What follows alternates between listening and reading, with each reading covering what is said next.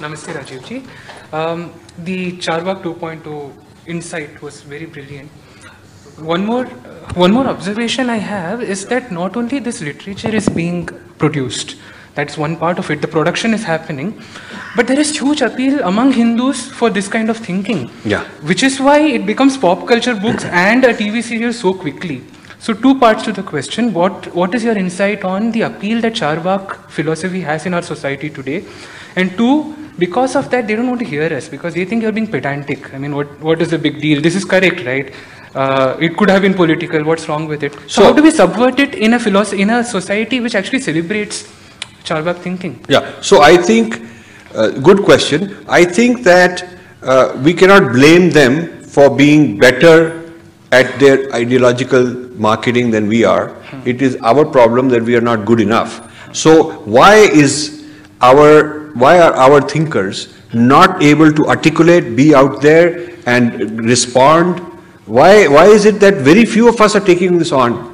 I've been doing it for 25 years. I was so sure that all my friends who are done well in the US would support me by now, but they are busy doing their life. They're not interested.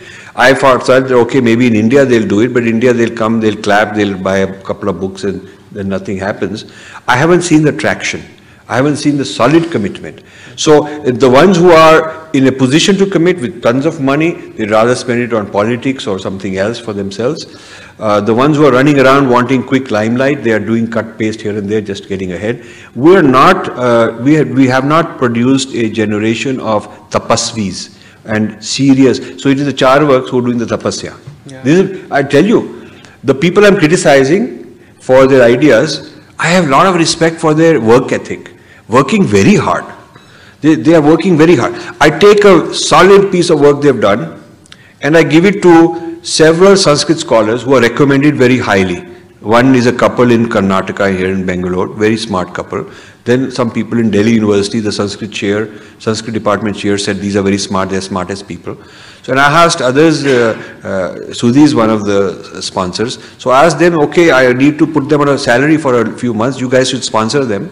So some of these guys put on small funding for a few weeks or months to see what they can do. And the project is that I'm doing all this. I want it validated. I want you to independently evaluate what is being written in a certain book or something, so that we can have our own seminar and discuss. Yeah. Now they come back and say it's too difficult for us to read. We can't understand it. They're not trained enough to read it. Some of them give up in a few weeks. The dishonest ones make us run around, keep funding them. They want to go to the Mysore library and get some document. Then they want funding to go to here, there. After many months of running around, wasting money, they come back saying, sir, we can't do anything. So our work ethic is not there and the caliber is not there.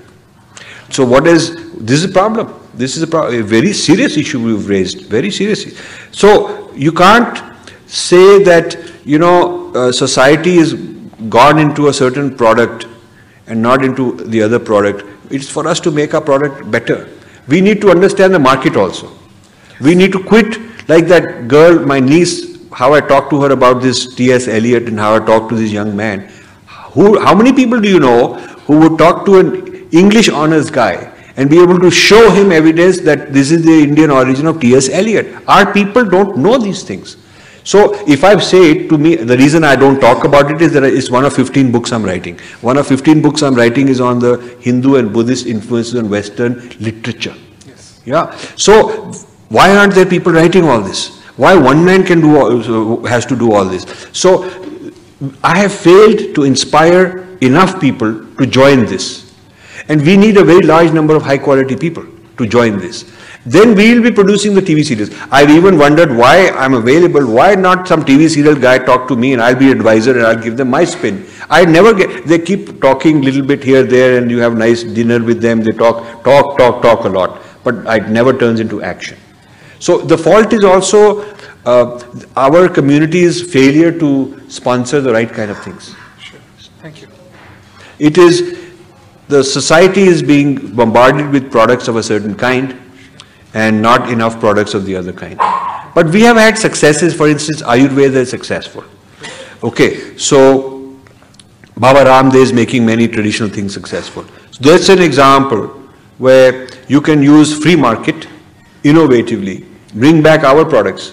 So we could do it with ideas also. Right. Now, nobody stopped our people from making our TV series with our values, but they done it with their values. You see, we can't complain. Nobody stopped us. When I told Sheldon Pollock that, I'm the first person to write a thorough critique of your work, or somebody so great, there have to be critiques, because what makes a thinker great is a lot of people critique him and take many positions, and his book becomes more important. And I'm the only person so far who's done such a thorough critique in this book. Why is it that all the traditional people, and you go to India and you go so many times and you meet all these people in sammelans and in discussions and whatnot, why is it that none of them have critiqued you? They're always in awe of you, but they're not critiqued you. You know what he said to me? He said, it's not my fault. They're allowed to do it. I never stopped them. They never did it. Ask them. They're in awe. He's right. It is not his fault that nobody has evaluated him so systematically like I am doing. He never stopped them. He's saying it. He's saying, ask them. I never stopped it. They didn't do it. They didn't do it. So he then looks at me and says, Rajiv, your real problem is not me, but the traditional Sanskrit scholars. And he's right. They are the ones who need to wake up. So that's true. Just an addendum to that. So therefore, this intellectual Kshatriya, the intellectual Kshatriya agenda that you're setting out is part of the agenda also, therefore, to do a Purvaksha not of the production side, but of the consumer side. Yes. And see how we can package our ideas better. Absolutely. And consumer side and the Hindu pseudo-intellectual. Right. There are a lot of Hindu pseudo-intellectuals. Right. We talk about secular pseudo-intellectuals, but there's a lot of Hindu pseudo-intellectuals who are not qualified, who are not putting the tapasya. They really are there just to make quick limelight for themselves. Sure. This is very bad for us, because they don't even know who to support.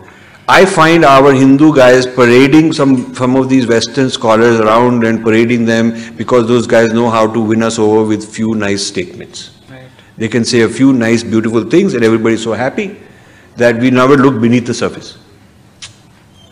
Thank you. Sir. Thank you so much.